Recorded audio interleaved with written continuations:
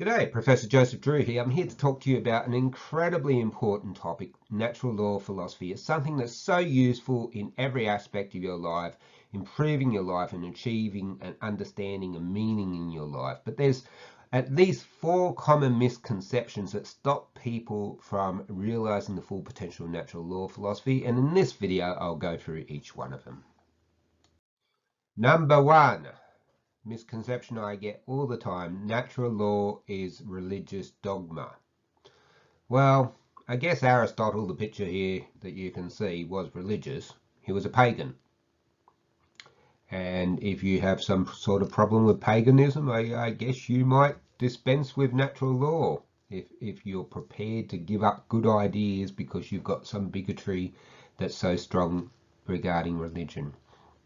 Yes, it's true that the Catholic Church bases a lot of its teachings on natural law, in particular the teachings of St. Thomas Aquinas.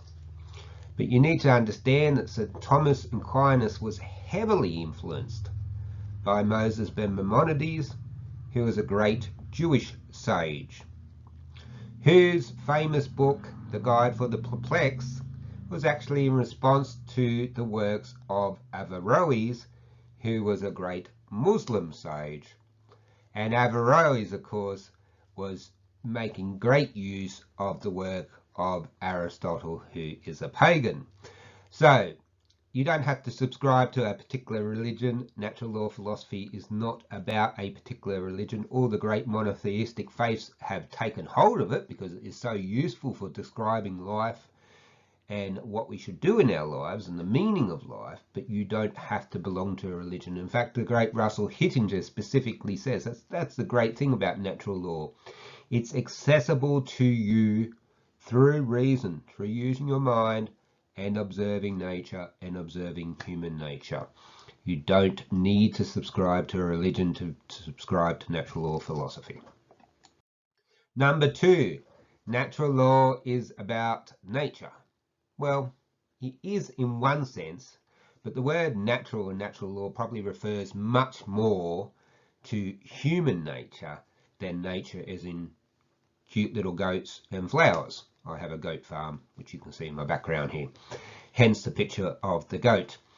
Okay, now if you look at the good ends which Aquinas said we should direct our lives towards, that is, preservation of self, preservation of the species, and living in society. All of those, 3 of those 5 good ends are the same as what most animals also pursue. They don't want to die, they reproduce and carry on the species, and often they live in groups or herds, like my goats. However, 2 of those ends are peculiarly human. It is what makes us human. And if you rely on the Aristotelian argument that a good thing, an excellence of anything, is to do what is specific and peculiar to it, well, then you would want to do these 2 peculiarly human things which are related to our reason. One of them is to use your mind and will to pursue truth, to think, to reason, to learn about your world, to learn about the meaning of life. The other one is to seek knowledge of the divine. I know that's not politically popular these days, but throughout the history of mankind, we've been more engaged on seeking knowledge of the divine than anything else. It's only in this modern era that we've decided the divine doesn't matter anymore. And I guess that explains all the miserable people and suicides and all the other things that we have. Okay, so that's the Catholic perspective on it. Maimonides also listed out the good ends, the admirable ends of life, and 2 of those 4 refer to nature. So one of them was having adequate possessions and food and housing. My goats want adequate food in my barn, and they like their goat pen at night rather than sleeping out in the cold. Also, the second one was to have a healthy constitution. Most animals want to be healthy and direct at least some of their efforts into being healthy. However, the last 2 of those 4 ends of Maimonides are once again peculiarly human. That is practicing virtue, something that gets forgotten a lot these days. The good old virtues of justice, prudence, temperance and fortitude, something that's been sorely missing during COVID.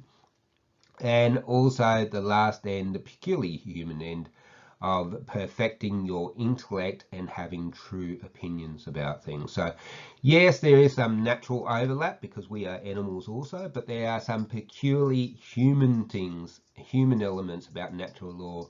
And it's the human elements, particularly our capacity and ability to reason, which is really exemplified and made powerful in the natural law philosophy. So the next misconception is that natural law is all about the law. Well, it should be. Laws should be consistent with natural law. That is, they should be considered consistent with the good ends of people, the admirable ends of humans, and the use of that peculiarly human thing called reason. They often aren't, sadly. Certainly during COVID we saw that many times. And St. Thomas Aquinas actually implores us to disregard and even to object against laws that are not consistent with the natural law. He is famous for saying that an unjust law is no law at all, but rather a violence perpetrated on the people. So natural law should be consistent with the law. More to the point, the law should follow natural law because it was here much before jurisprudence ever emerged. However, often isn't. When those things are in conflict, you should follow your reason and your human faculties rather than follow a man-made law that might simply be there as a violence against the people. And the next thing that one hears from time to time is that natural law, that's all very good and for you guys, philosophers or jurisprudence scholars that want to argue the toss about different aspects of law or how many angels might fit in the head of a pin. It's no relevance to an average normal person. Well, that is completely wrong. Unlike a lot of the philosophies I studied earlier on in my life, natural law is a practical philosophy. It's all about practical reason.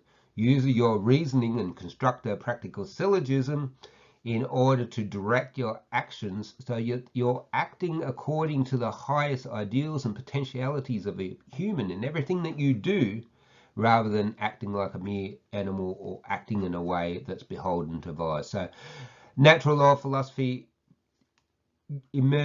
is embedded into every part of my life. It's what I've taught the children since they've been young. It's embedded in my teaching at university level when I'm teaching political science and I'm teaching public administration.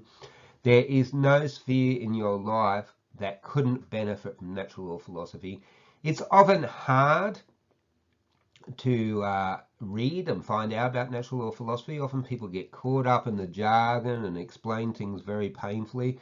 But there are good resources out there. Now, I don't want to just sound like I'm being bombastic, but my recent book, Natural Law and Government, sets out natural law philosophy in very simple terms and in very simple ways that everyone can access and apply to their lives. In fact, there's several chapters specifically written for that purpose. But I do acknowledge that sometimes you read someone like Ron Heimer or John Finnis and you read for hours and go, what on earth is this all about?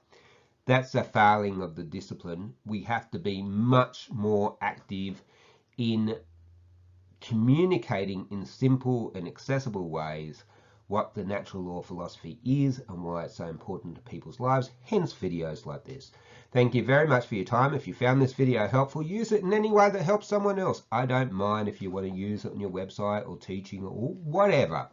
And please don't forget to subscribe and flick it around to someone else that you might think could benefit from it. Thank you very much for your time. Goodbye.